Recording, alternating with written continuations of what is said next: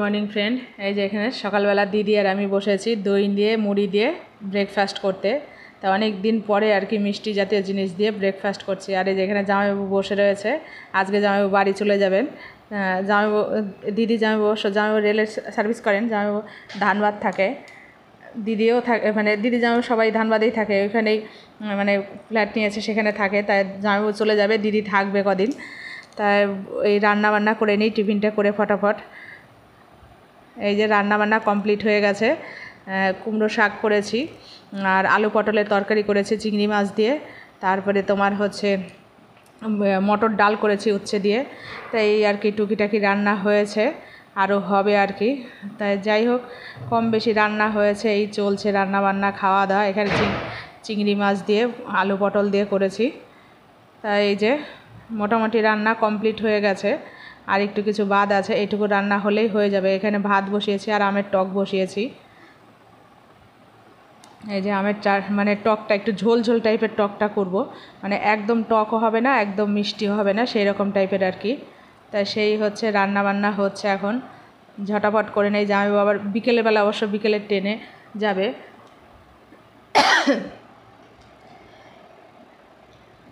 তা বন্ধুরা, রান্না করতে করতে মানে ভয়েস ওভার দিতে দিতে গলার মধ্যে খুসখুস করছিল, কাশি আসছিল। তা যাই হোক, আবার কন্টিনিউ করছি। তা তখন তো মানে শুধু ভিডিও করে গেছি, ভয়েস ওভার দেওয়ার সময় ছিল না, আর টাইমও মানে হয়ে ওঠেনি। তাই যাই হোক, রান্না বান্না করে চলে এসেছি ছাদে। ছাদ থেকে আপনাদের আমি শেয়ার করছি আমার কাঁঠাল গাছটা। এবার অবশ্য কাঁঠাল গাছে কম কাঁঠাল হয়েছে, প্রতি বছর প্রচুর কাঁঠাল হয়, তা কাঁঠাল খাওয়া হয় না। তাই এবার বলেছি কাঁঠাল গাছটাকে ছেটে দেবো। খালি খালি কাঁঠাল গাছটা মানে হয়ে যায় ঝড়ে, যে যেমন বালতি বালতি সব ফেলে দিয়ে রেখেছে, তেমনি পাতা মাতা দিয়ে ছাদ ফাদ পুরো নোংরা হয়ে যায়। তা যাই হোক, দেখি লোক পাই কিনা, লোকই পাওয়া যায় না গাছ ফাছ কাটার জন্য। আর এই কদিন তো আমি গাছের যত্ন ফত্ন করতে পারিনি, গুরুদশা অবস্থায় ছিলাম, কাজ নাকি করা যায় না। তাই করলে করাই যেত, গাছে জল ফল দেওয়া হয়নি, তারপরে একটু যত্ন ফত্ন করা হয়নি। তা মেয়ে যা পেরেছে ওই জল দিয়েছে, দিয়ে যেটুকু পেরেছে ওই দিয়ে মানে বাঁচিয়েছে। তাও অনেক গাছ মরে গেছে, ওর ক্ষমতায় হয়নি যে কীরকম করে কী দিতে হবে, বুঝতেও পারিনি। তাই যেটুকু পেরেছে সেটুকুই দিয়েছে, আর বাদ বাকি গাছগুলো মরে গেছে কত গাছ। এই যে আমার অ্যাডিনাম গাছগুলোর বেশ ফুল ফুটেছে। আর এই গাছটা তো ঝুঁকেই রয়েছে, এই গাছটাকে একটা খুঁটি পুঁতে তারপরে গাছটাকে দাঁড় করিয়ে দিতে হবে, বাঁধতে হবে, নাহলে আর মাথার দিকটা এত ভারী হয়ে গেছে, পাতা হয়ে গেছে, ঝাড় হয়ে গেছে, কাত হয়ে পড়ে যাচ্ছে, যার জন্য মানে সোজা হয়ে থাকছে না, নিচের ডালটা সরু। তাই এই যে সমস্ত গাছগুলোই কেমন যেন লাল লাল হয়ে গেছে, গাছ আর গাছ নেই আর কি। লেবু গাছের পাতাগুলো পুড়ে গেছে, এই যে ড্রাগন ফল গাছটাও হলুদ হয়ে গেছে, যে গাছ সবুজ থাকবে। তা চলুন নিচে যাই। এই যে নিচে চলে এসেছি, জামাইবাবু এখন চলে যাচ্ছে, ছেলে হচ্ছে বাইকে করে দিতে যাচ্ছে। ছেলের একটা ভালো ডিউটি পড়েছে, ও সবাইকে মানে যে যে যাচ্ছে তার সবাইকে এক এক করে ছাড়তে যাচ্ছে, নয়তো হেঁটে হেঁটে নিয়ে মানে গোলপার্ক অবধি যাচ্ছে, ওইখান থেকে টোটো তুলে দিচ্ছে, আর নয়তো বাইকে করে পুরো স্টেশনে দিয়ে আসছে। তা এখন যাচ্ছে ওর মেসোকে দিতে স্টেশনে, ট্রেনের টাইম প্রায় হয়ে গেছে। তাই জামাইবাবু বেরোবে, এই যে বেরিয়ে যাচ্ছে। জামাইবাবুর হচ্ছে সন্ধ্যা 6টায় শিয়ালদার থেকে না হাওড়ার থেকে ট্রেন, 6টার সময় ট্রেন, তা সেই ট্রেন ধরবে হাওড়ার থেকে। তা সেই এখন গিয়ে মানে বড়দির মেয়ে আবার কলকাতা থাকে, ও হচ্ছে পিজিতে থেকে পড়াশোনা করে, ওইখানে ওর সাথে দেখা করবে, দেখা করে তারপরে হচ্ছে সন্ধ্যা 6টার দিকে ট্রেন, সেই ট্রেনে যাবে। তাহলে চলুন, আমাদের আবার ঋতুগুনো আবার ওই বাড়ি থেকে কাজ করে আসার পথে বলছে বৌদি যাবো, তাই ডাকছে, আছে না তুমি একটু বাদে আসো। তো ও আবার আর এক বাড়িতে যাচ্ছে। তা যাই হোক, সঙ্গে থাকুন, দেখুন আমি কি করি।